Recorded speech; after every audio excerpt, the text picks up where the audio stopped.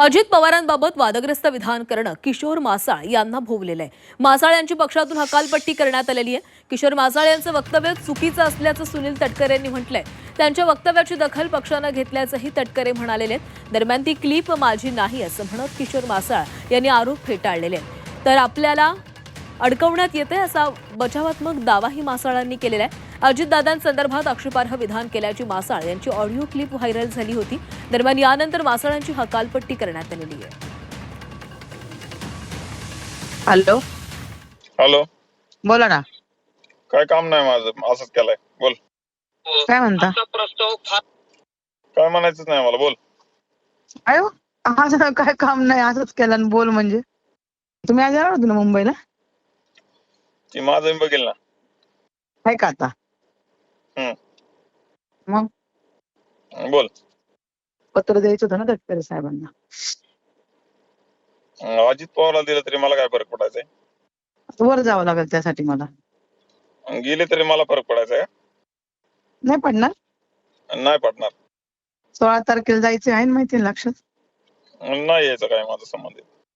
का बरं नाही यायचं? नाही यायचं. कसं नाही येणार? आपण एखाद्या देवाला कशाला जातो? बिअर मारले 3 मध्ये तेवढी चढली का? मला पाठवत जा ना रोज 3 बिअरचे पैसे. केली ऑर्डर झोमॅटोवरनं. हा हो सांगते मी. नाही मी करते, ब्लिंकिट वरनं करते मी.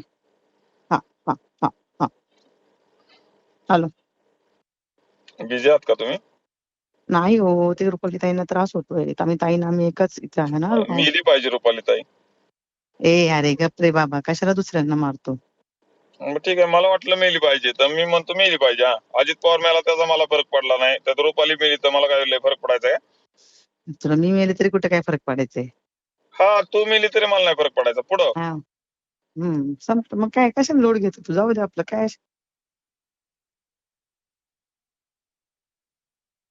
पक्षाने याची जरूर गंभीर दखल त्या ठिकाणी घेतलेली आहे. विकृत बंदवृत्तीचं द्योतक म्हणजे त्या नगरसेवकाचं वक्तव्य आहे. ज्या दादांच्यामुळे राजकीय जीवनामध्ये त्यांना स्थिरता मिळाली. माझ्या माहितीप्रमाणे बारामतीच्या नगरपालिकेमध्ये ते बिनविरोध नगरसेवक निर्वाचित झाले, की त्या ऋणास्पद व्यक्तीची कर्तृत्व नव्हतं. तर दादांची साथ, दादांचा आशीर्वाद, दादांचं पाठबळ पाठीमागे होतं. त्याची गांभीर्याने नोंद आम्ही त्या ठिकाणी घेतलेली आहे. त्याच्यामुळे त्यांची तत्काळ हकालपट्टी पक्षातून करण्याचा निर्णय पक्षाने घेतलेला आहे. विहिरीत पडल्यावरती आपण धडपडायला लागलो ना, तर इरुळ्याला सुद्धा आपण पकडतो त्याच्या शेपटाला, नाही का, जीव वाचवण्यासाठी, फांदी हातात आली म्हणून.